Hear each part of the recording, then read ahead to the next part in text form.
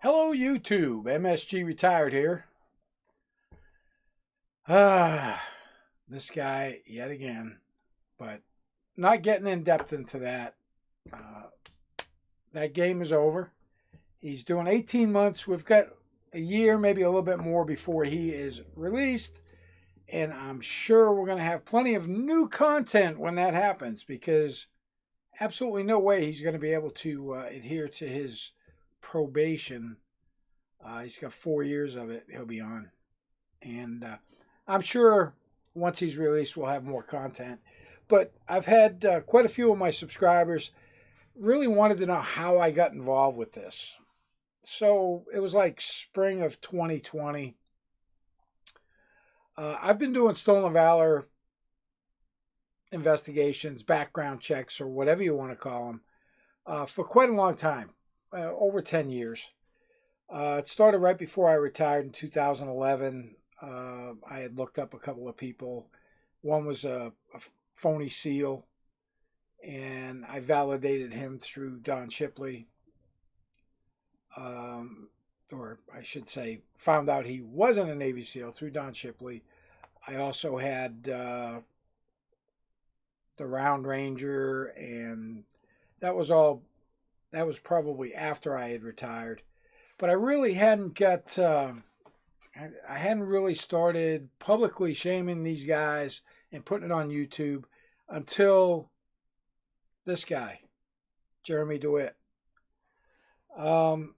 So somebody that I was acquainted with had sent me a link, and I think the link was to Real World Police, and it showed Jeremy Dewitte running his suckhole like he usually does, just spewing all kinds of phony bullshit lies.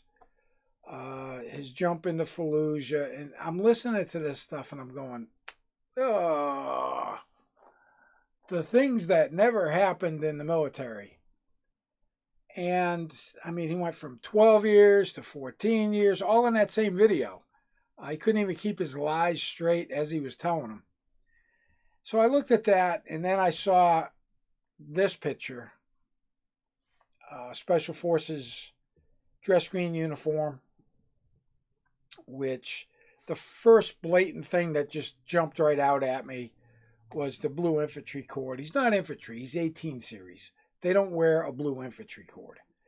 And then myself and Blue Bacon and a couple of other people tried to break down the ribbon rack and all the stuff. Officers don't wear marksmanship medals, but yet he's got his expert medal that he wore on all of his phony police uniforms.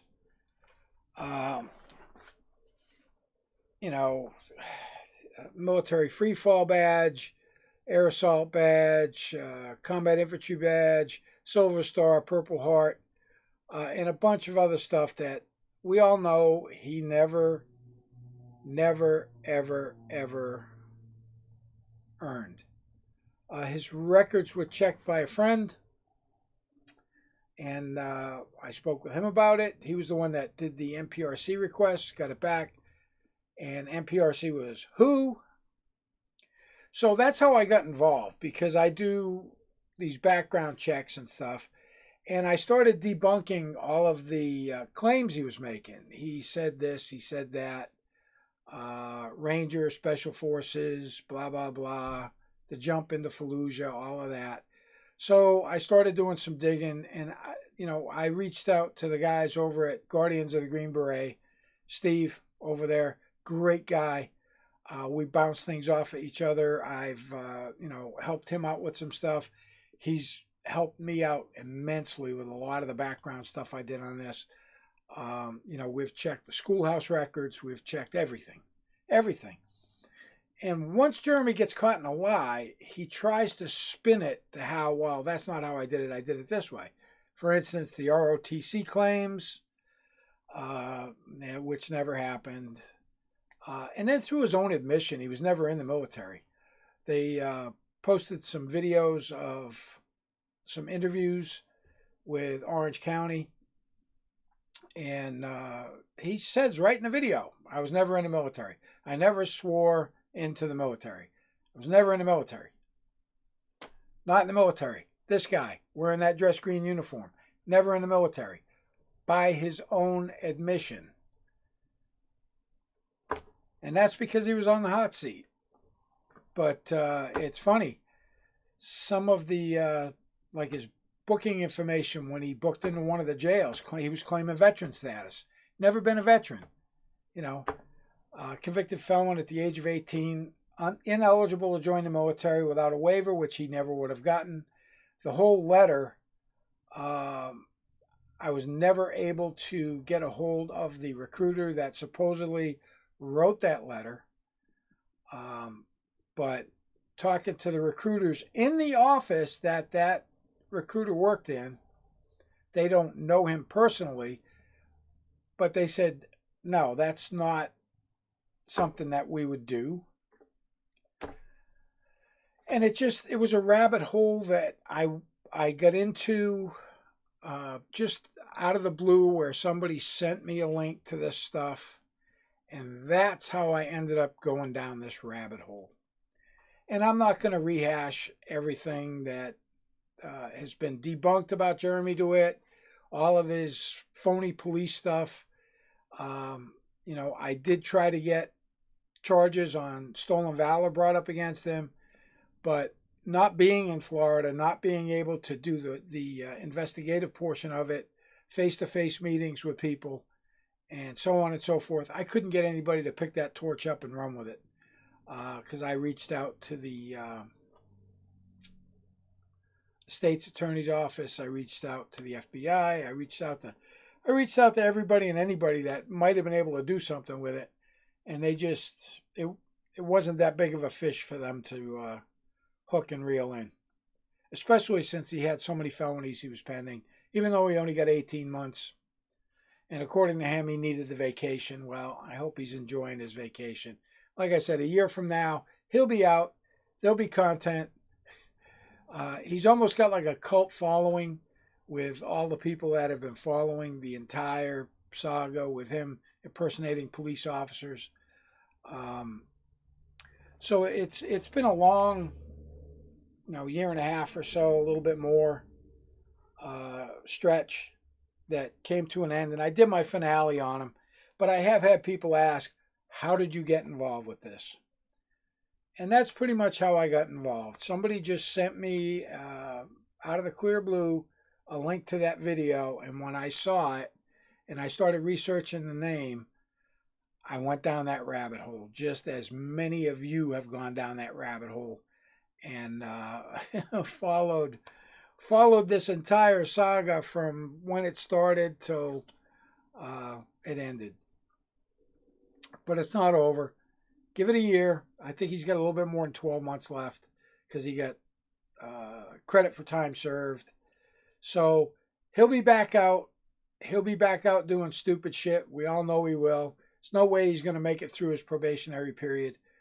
So we'll have to wait and see what happens with that. I'll be bringing you some more stolen valor. Hey, listen, if you got somebody out there, you've got some photographs and some claims or social media posts by people that are claiming to be something they're not, or you suspect that they're not, man, don't be calling them out and chasing them around the mall yelling stolen valor. Shoot me an email, msgretired@msgretired.com. More than happy to drop a records check on them. I still got a few records checks I haven't got back yet. I don't know why they're still taking so long. And I've done a few other stolen valor since then. And right now, believe it or not, I haven't got an email in a couple of weeks. So I haven't had anything to really look into. I'm kind of trying to get back into my motorcycle content. That's where my channel started. And man, that's what I love about doing my content is the motorcycle stuff. It's not super interesting to a lot of you, but I do have a very faithful following on the motorcycle stuff. I just met up with one of my subscribers who was up here from Kentucky driving that awesome LMTV RV. Steve's a great guy. We had breakfast, chatted for a while, and he was on his way, and I continued on with my ride, and I posted that. So anyway, Hey, give me a thumbs up. Make sure you subscribe to the channel. Hit the little bell if you want to get notifications of media uploads or anything new, lives, or whatever's coming up. We got another open mic on Monday night, 7 p.m. Eastern. Don't have a topic yet? Shoot me an email, msgretired@msgretired.com. Let me know what you want to talk about or if you want to come on the channel. I always post a link for people to join in. More than happy to have you. I think it's a cool thing, and I've had quite a few different people join in. We've had a good time. We've had some good discussions, and I'm going to continue on with that. Hey, if you're out there riding on twos, make sure you keep the shiny side up, rubber side down. As always, have yourself a great day.